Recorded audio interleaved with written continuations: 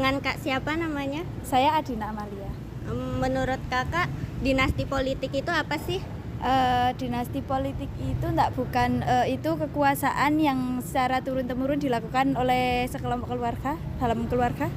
Terus Kakak setuju nggak dengan adanya dinasti politik ini?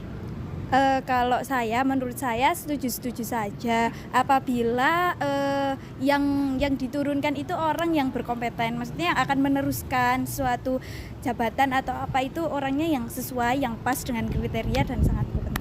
Oke, makasih ya Kak atas waktunya. Mas, ya, maaf mengganggu waktunya. Ya, boleh. Apakah boleh saya sedikit mewawancarai Masnya tentang politiknya tentang terjadi? Ya, boleh. Silakan. Nama Mas siapa, Mas? Albar Krisna Lukito Nugroho. Jadi gini, saya ingin mewawancarai tentang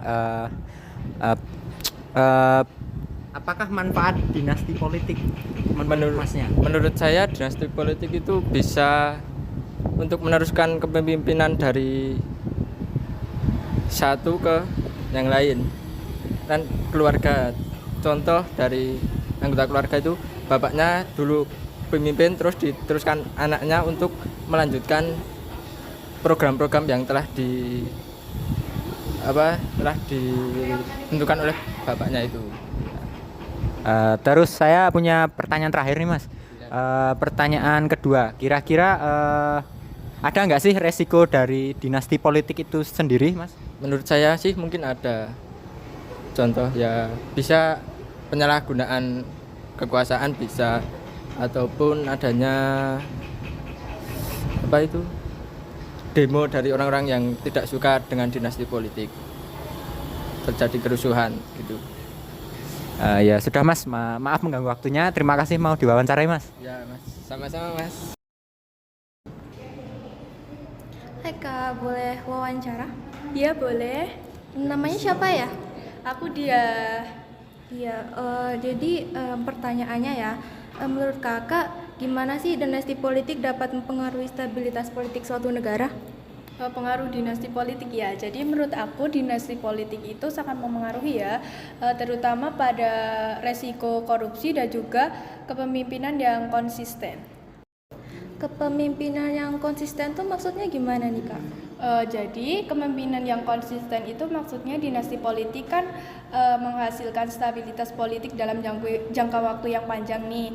Jika dinasti politik tersebut memiliki catatan yang baik, maka hal ini akan menguntungkan bagi negara untuk kedepannya.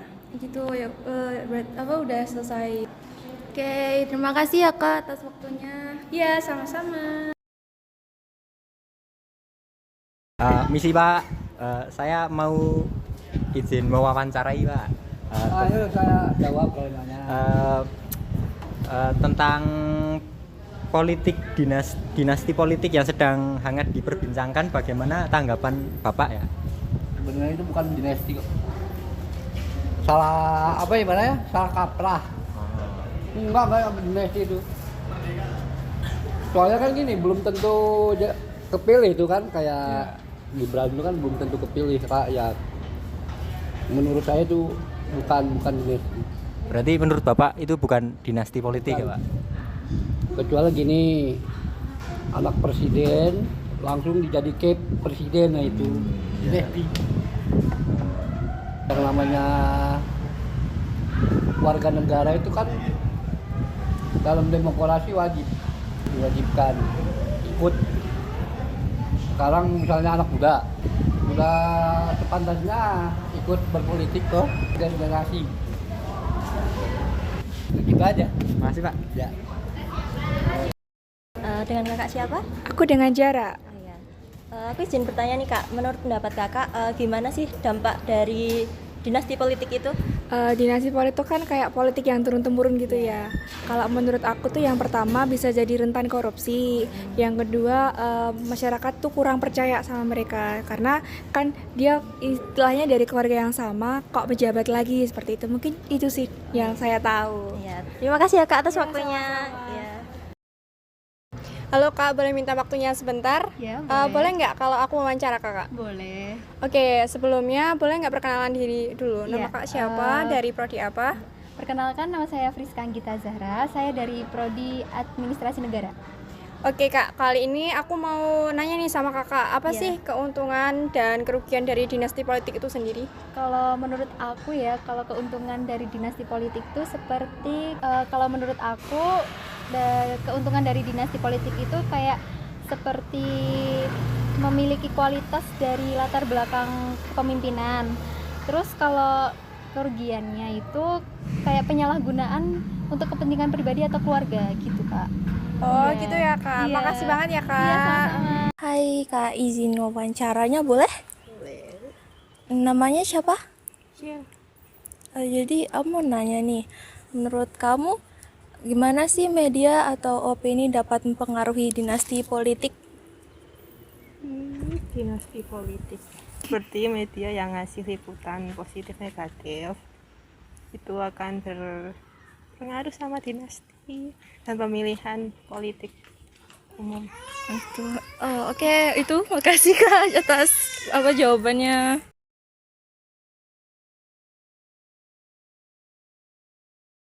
Permisi Kak, boleh mengganggu waktunya sebentar untuk wawancara singkat? Oh iya, boleh. Jadi ini saya mau tanya, apa sih yang Kakak ketahui dari dinasti politik sendiri tuh? Dinasti politik itu yang jabatannya diturunkan dari keluarganya gitu ya? Ya benar Kak. Terus Kakak tahu nggak isu-isu yang update tentang dinasti politik yang berhubungan sama pemilu tahun depan ini? Yang Gibran itu, yang calon cawapres itu. Terus tanggapan Kakak setuju atau tidak ya adanya dinasti politik kayak ini?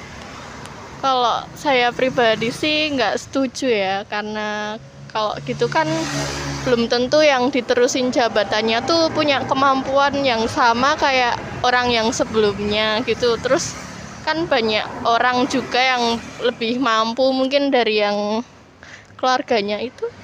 Oke baik, terima kasih ya Kak waktunya. Permisi Pak, boleh meminta waktunya sebentar untuk wawancara singkat? Boleh, boleh. Jadi gini, saya mau bertanya, apa sih yang Bapak ketahui dari dinasti politik sendiri itu? Dinasti politik adalah kekuasaan turun-temurun. Misalnya umpamanya bapaknya yang berkuasa, kemudian akan menurunkan kekuasaannya kepada putranya atau saudaranya dengan merubah konstitusi. Gitu.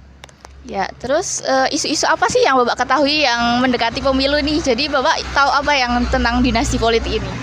Isu yang terdekat adalah ketika Bapak Presiden Joko Widodo selaku presiden yang sedang berkuasa akan memajukan anaknya yaitu Gibran Rakabuming Raka dengan mengubah pasal-pasal yang ada di MK sehingga usia batas maksimal itu dirubah supaya putranya bisa masuk dalam cawapres. Ya. Terus Bapak tanggapan Bapak tentang isu itu setuju atau tidak gitu dan alasannya tuh kenapa Pak? Tentu tidak setuju karena itu akan mencederai persamaan hak serta tidak memberi kesempatan kepada anak-anak muda yang tidak mempunyai privilege atau jalur khusus pada saat menjabat menjadi kepala daerah atau sedang berkuasa. Baik, terima kasih Mbaknya. Halo Kak, maaf ganggu waktunya. Boleh saya mau wawancarai Kakak? Boleh. Ini Kak, dinasti politik kan saat ini sedang ramai dibicarakan kan. Nah, karena sebentar lagi kita akan melaksanakan pemilu. Menurut Kakak, setuju nggak sih dengan adanya dinasti politik ini? Menurut saya pribadi ya setuju aja sih.